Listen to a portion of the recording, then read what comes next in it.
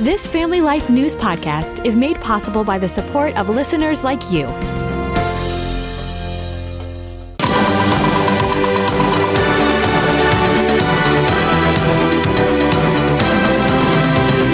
This is Capital Connection. Fridays during the Noon Report, we give you direct connection to all that's happening in Albany and Harrisburg with the experts on the issues at the state capitals. This week, they are Jason McGuire with New York Families and Dan Bartkowiak at the Pennsylvania Family Institute. Well, hey, Tuesday's a big day in both New York and PA. It's primary day in Pennsylvania and school budget day in New York. Dan, I want to begin with you. Why do Christians especially need to make a point to show up at the polls and vote on Tuesday, even in a primary election? Yeah, that's the great question. And Christians always need to be engaged in the process. And you can certainly be an informed voter with our online voter guide at pafamilyvoter.org. Elections have consequences. I'm glad that Christians care about issues like protecting babies in the womb. And we just had a court case here in Pennsylvania, one vote margin, where it was forcing taxpayer funding of abortion and jeopardizing really the pro-life limits in our state. So I think it's a reminder, in Pennsylvania, we elect judges, we elect state lawmakers. So those decisions at the ballot will affect various policies that impact our communities, our churches, our religious freedoms. So absolutely need to vote in this primary election May 19th. Jason, May 19th is also, as we mentioned, school budget day in New York. It's sad to say that probably less than 10% of eligible voters will take the time to cast a vote in their local school budget election. But this is a big deal for people of faith, too. Why do we need to be taking part in school budget day? Yeah, first for New York, remember this deals with not the big five districts. They vote in November, but many of the other rural districts and suburban districts across the state of New York will be this May 19th. And again, we're not voting for just the dollars, as important as that is to New York families, but we really are voting for board members, and they choose the superintendents, they set the policies, they set the tones that will impact so many students, millions of students across the state of New York. And Christians want to have a part of what's happening in the public schools, even if their children aren't attending those schools, because it is for the good of all those kids. Yeah. Dan, back to Harrisburg. We talked last week about Senate Bill 1321. I know PA Family Institute is getting behind this effort for sure, blocking taxpayer-funded sex-rejecting interventions on minors, still happening in Pennsylvania despite federal ban. Is there any appetite in Harrisburg for the full Senate to tackle this topic in an election year? Well, I think there certainly is, and really it shouldn't be a political issue, but there has been a divide, a partisan divide in Harrisburg on the issue. It's similar to the Save Women's Sports legislation. That passed the Republican-controlled state Senate. It stalled in the Democrat-controlled state House. So certainly I think Senate Bill 1321 is going to face a similar challenge. I think most taxpayers would agree we shouldn't be funding sex-rejecting interventions on minors. It's happened to thousands of kids over the past decade. The legislature is not back in session until after the primary, but certainly I see there's support in the state Senate, and it's why people, especially engaging your state senator, on Senate Bill 1321.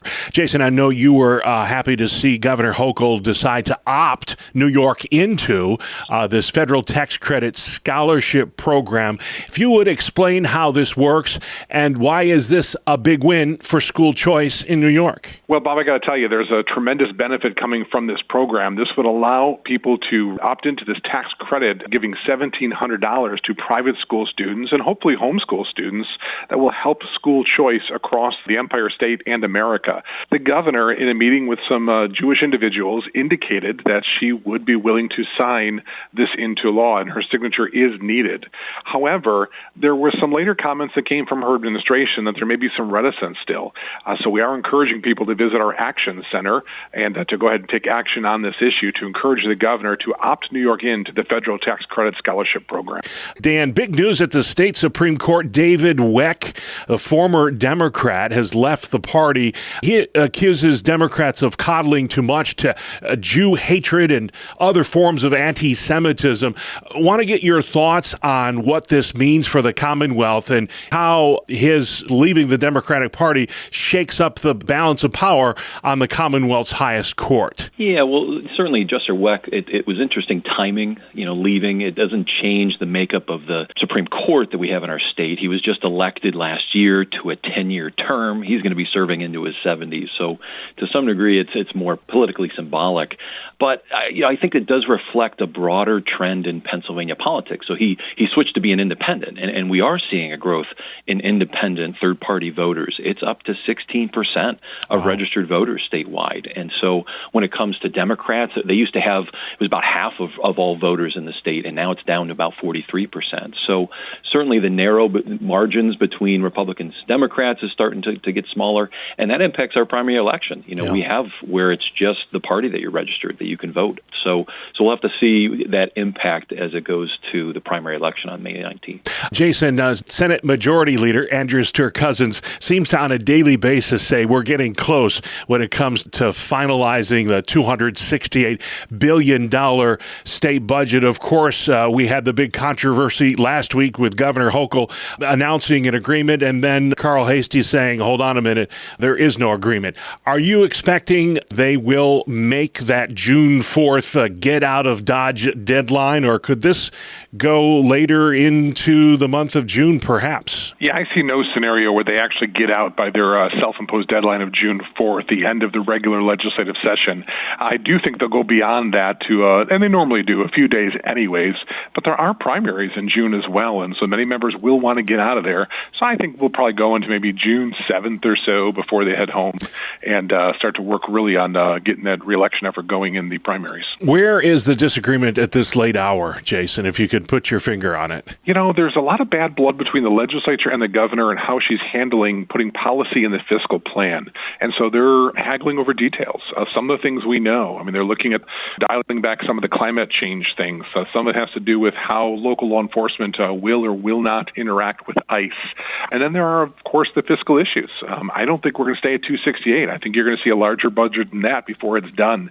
There's always the public things we see in the papers or on the websites these days, and then you have the private things that you don't know about that are being decided by the governor and the legislative leaders. Nothing's done till everything is done when it comes to New York State budget, for sure. Dan, House Democrats this week announcing plans to codify voting rights in the Commonwealth. They did not take kindly to that recent Supreme Court ruling in Louisiana striking down race-based gerrymandering. They see this as a real threat to the Voting Rights Act. Are those concerns warranted in your opinion? Well, I think we have to point out, both parties gerrymander whenever they're in power. It happened just recently in our state, and it's one reason people get frustrated with politics in general. But I think something of note, and a point to our friends in New York, Chuck Schumer claiming that this ruling is a return to Jim Crow and suppressing black voters.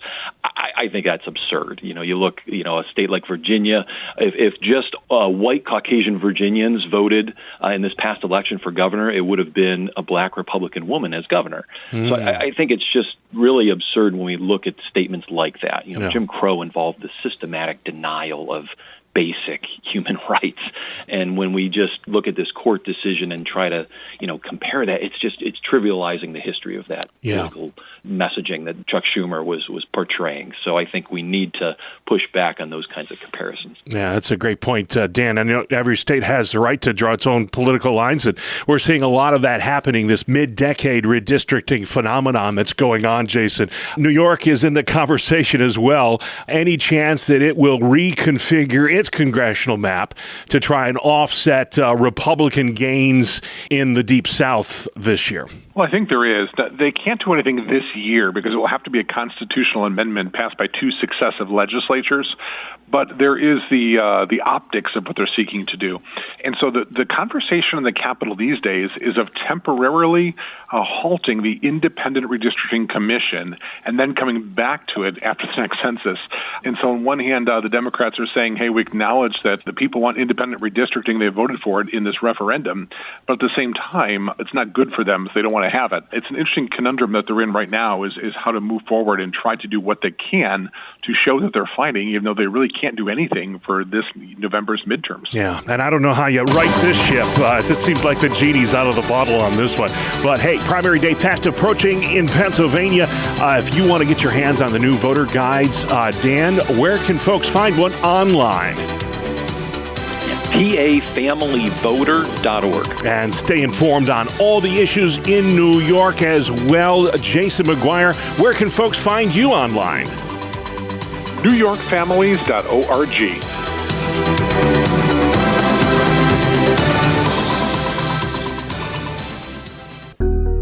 Thank you for listening to this Family Life News podcast.